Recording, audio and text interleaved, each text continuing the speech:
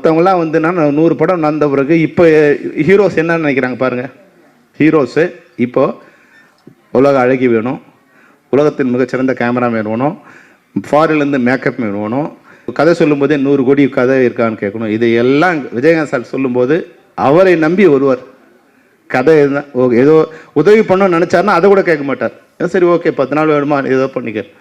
அது மாதிரி மிகச்சிறந்த மனிதர், எதை பற்றியுமே கவலைப்படையாத, மனிதர்களுக்கு நல்லது பண்ணுங்கிற ஒரே ஒரு நோக்கத்தோடு வாழ்ந்த உன்னதமான தலைவர். நான் வந்து பெருமைக்காக சொல்லலை, ஏன்னா இப்போ அவரை பற்றி பாராட்டி எங்களுக்கு ஆகப்போதில்லை. அவர் இருக்கும்போது சொன்னா கூட பரவாயில்ல, அவர் வாழும்போது அவரை பற்றி இவ்வளோ யாருக்குமே தெரியல. சும்மா மீம்ஸ் போட்டு கிண்டல் பண்ணிக்கிட்டு.